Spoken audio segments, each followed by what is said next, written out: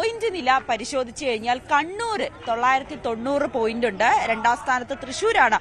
ഭവ്യക്ക് ചെറിയൊരു വിഷമമുണ്ടാവും. കാരണം ഭവ്യയുടെ കോഴിക്കോട് ഇതിപ്പോൾ 4ാം സ്ഥാനത്ത് എത്തിയിരിക്കുകയാണ്. അതിന്റെ ഒരു വിഷമം ഉണ്ടാവും. പക്ഷേ അത്ര വിഷമമൊന്നുമില്ല. ഞാൻ പറഞ്ഞു ഇനി സമയമുണ്ട്. ആ സമയം കുറച്ചും കൂടെ കാത്തിരിക്കണം. വൈകുന്നേരത്തോട് മാത്രമേ ലാസ്റ്റ് പോയിന്റ് നില പറയാൻ പറ്റുള്ളൂ. അപ്പൊ എന്ത് സംഭവിക്കാം. പക്ഷേ കോഴിക്കോട്, ഞാൻ പറഞ്ഞില്ല, കോഴിക്കോട്ടുകാർക്ക് കപ്പ് ഒരു വിഷയമല്ല. ഞങ്ങൾ എപ്പോഴും കപ്പ് വിചാരിച്ചാൽ കൊണ്ടുവരാന്നതേ ഉള്ളൂ. പിന്നെ ആരടിച്ചാലും വിഷയമില്ല. എല്ലാം നമ്മുടെ കുട്ടികളാണല്ലോ. കപ്പ് പുത്തരി അല്ല നവമി. അതെ, അതാണ് ഭവ്യ. അതാണ് സ്പോർട്സ്മാൻ സ്പിരിറ്റ് നമ്മുടെ എല്ലാ. അതെ, കപ്പ് കോഴിക്കോടിന് പുത്തരിയല്ല. നമ്മൾ അടുത്ത വർഷവും കലോത്സവം ഉണ്ടല്ലോ. അതിഗംഭീരമായി നിങ്ങൾക്ക് പെർഫോം ചെയ്ത് കപ്പ് തിരിച്ച് നിങ്ങളുടെ നാട്ടിലേക്ക് കൊണ്ടുപോകാം. കഴിഞ്ഞിട്ടില്ല. നമ്മുടെ കണ്ണൂര് കപ്പിനോട് അടുത്ത് നിൽക്കുകയാണ്. ഇന്ന് മത്സരങ്ങൾ ബാക്കി. കാത്തിരിക്കൂ.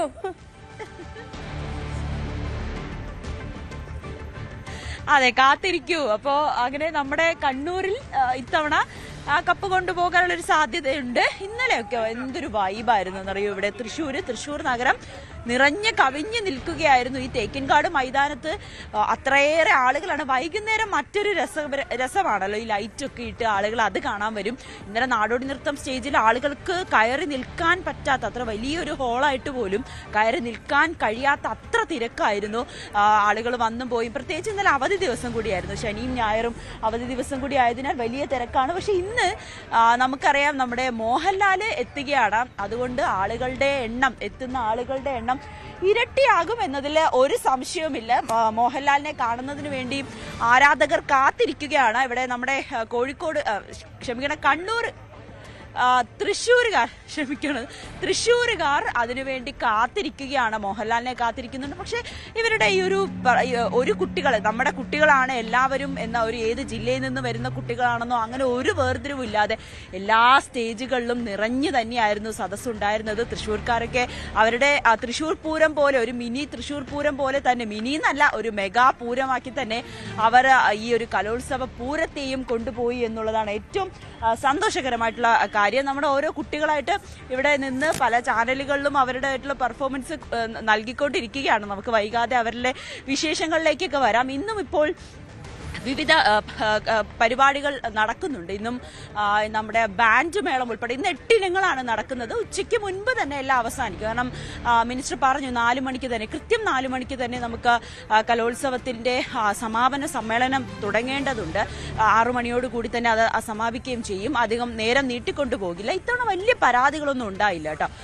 അപ്പീലൊക്കെ പോയി അങ്ങനെ വന്ന് കുട്ടികളൊക്കെ അപ്പീൽ നൽകി ഇവിടെ എത്തി മത്സരിച്ചു. പക്ഷെ വലിയ പരാതികളോ പരിഭവങ്ങളൊന്നും ഇല്ലാതെ നല്ല രീതിയിൽ സംഘാടകർക്ക് അത് കൈകാര്യം ചെയ്യാനും കഴിഞ്ഞു. നമ്മളോടൊപ്പം 3 സഹോദരങ്ങളല്ലേ?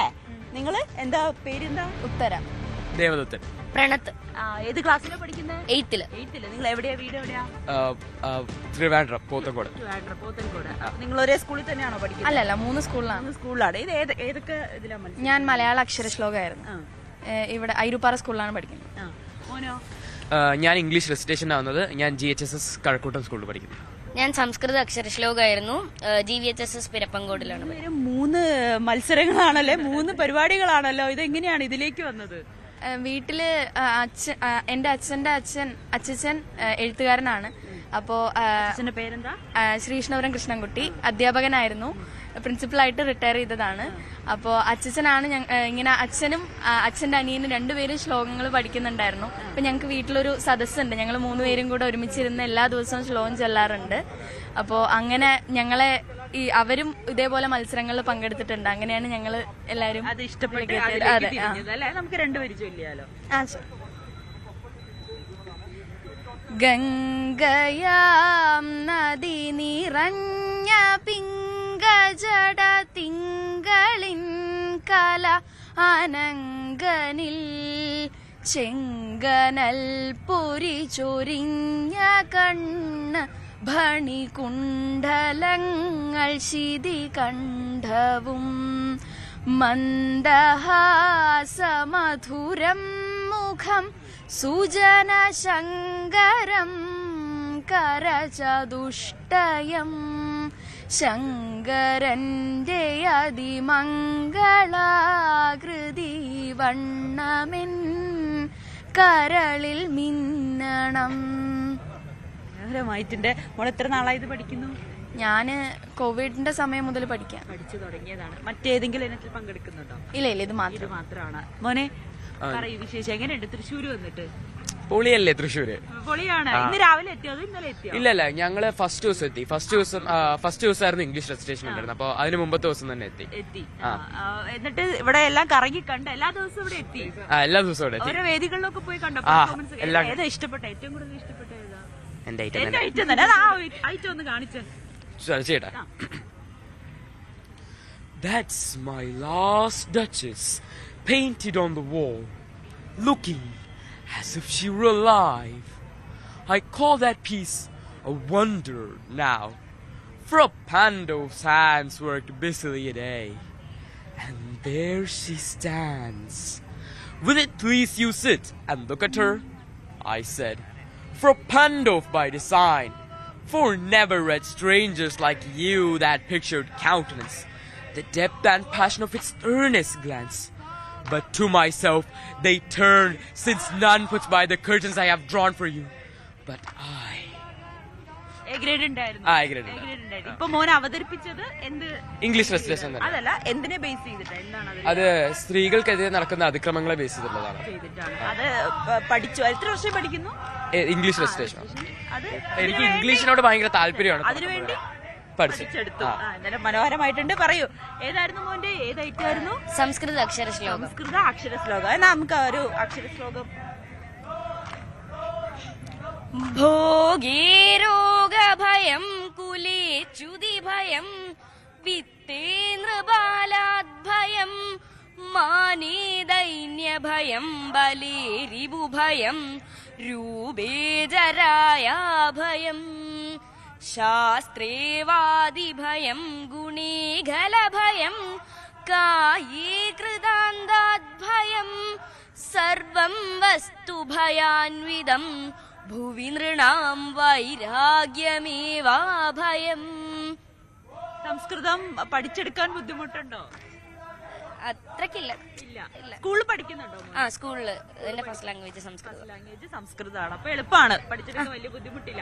എ ഗ്രേഡ് കിട്ടി? എ ഗ്രേഡ് കിട്ടി. അപ്പൊ എല്ലാവിധ ആശംസകളും. അപ്പോൾ സംഗീതം പഠിക്കുന്നുണ്ടോ? ഉണ്ട്. നമുക്കൊരു വേറൊരു പാട്ടും കൂടി ആയാലോ? ഏതെങ്കിലും ഒക്കെ ഇഷ്ടപ്പെട്ടൊരു പാട്ട് കൂടി.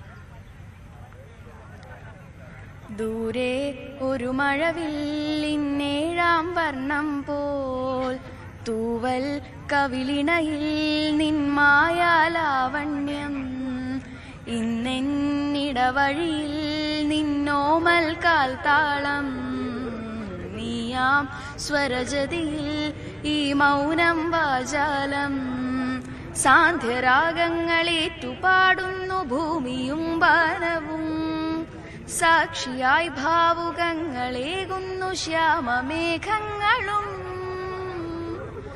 പവിഴമഴയേ നീ പെയ്യുമോ ഇന്നിവളെ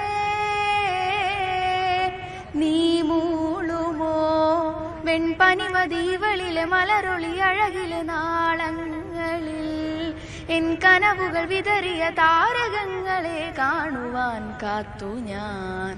നല്ല രസമുണ്ട്, നല്ല ശബ്ദം.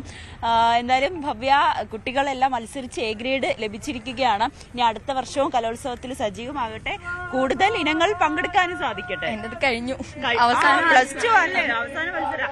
നിങ്ങൾക്ക് രണ്ടുപേർക്കും അവസരം കൂടുതൽ മത്സരങ്ങളിലൊക്കെ പങ്കെടുക്കാം കേട്ടോ. അപ്പൊ നമ്മുടെ കുട്ടികളുടെ മനോഹരമായിട്ടുള്ള ഒരു പ്രകടനമാണ് ഇപ്പോൾ കണ്ടത്. അങ്ങനെ എല്ലാ ഇടങ്ങളിലും വലിയ ആഘോഷം തന്നെയാണ്. ഭവ്യ 25 വേദികളായിരുന്നു ഇത്തവണ ഉണ്ടായിരുന്നത്. ആ ഓരോ വേദികൾക്കും ഓരോ പൂവിന്റെ പേരാണ് നൽകിയത്. അതിലൊരു പൂവിന്റെ പേര് നൽകിയതിൽ വലിയ വിവാദമൊക്കെ ഉണ്ടായത് നമ്മൾ കണ്ടതാണ്. പക്ഷേ ആ വിവാദങ്ങളൊക്കെ തുടക്കത്തിൽ തന്നെ സർക്കാർ പരിഹരിച്ചു. താമര എന്ന പേര് തന്നെ ഒരു വേദിക്ക് നൽകുകയും ചെയ്തു. ആ വേദിയിലെത്തി നമ്മുടെ കുട്ടികൾ പരത്തുന്ന സുഗന്ധം അത് മറ്റൊന്ന് തന്നെയാണ്. അത് ഇതിൽ സമ്മാനം കിട്ടുമോ ഇല്ലയോ എന്നുള്ളതൊക്കെ രണ്ടാമത്തെ കാര്യം. അതിനപ്പുറത്തേക്ക് അവർക്ക് അവരുടേതായിട്ടുള്ള രീതിയിൽ പെർഫോം ചെയ്യാനുള്ളൊരു സാഹചര്യം, ഒരു അവസരം. ജയവും തോൽവിയൊക്കെ നമ്മൾ പിന്നെയാണല്ലോ തീരുമാനിക്കുന്നത്. അവർ പങ്കെടുക്കുക എന്നുള്ളതാണ് ഏറ്റവും പ്രധാനപ്പെട്ട കാര്യം. ഇന്നിപ്പോൾ സമാപനമാണ്. അതിന്റെ ചെറിയൊരു വിഷമമുണ്ട്. കഴിഞ്ഞ 5 ദിവസമായി രാവിലെ ഇവിടെ കലോത്സവ വേദിയിൽ വരുന്നു, ഏതെങ്കിലും ഒരു മത്സരം കാണുന്നു, അത് നമുക്ക് ഇഷ്ടപ്പെട്ട മത്സരം കാണുന്നു, കുട്ടികളോട് സംസാരിക്കുന്നു. വളരെ രസകരമായി തന്നെ ഇത്രയും ദിവസം കടന്നുപോയി, പെട്ടെന്ന് പോയി എന്നാണ് എനിക്ക് തോന്നുന്നത്. ഞാൻ ഞങ്ങളുടെ ക്യാമറാമാനൊക്കെ രാവിലെ പറഞ്ഞത് അത് തന്നെയാണ്.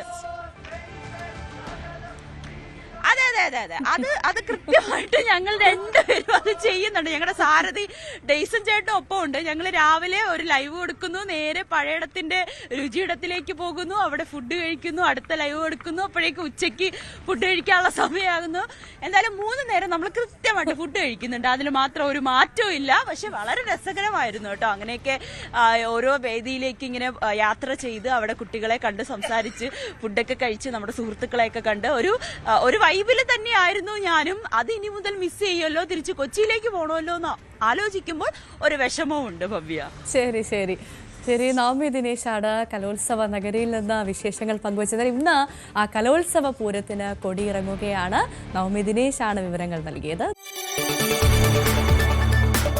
കൂടുതൽ വാർത്തകൾക്ക് news 18 Keralam YouTube channel subscribe ചെയ്യുക.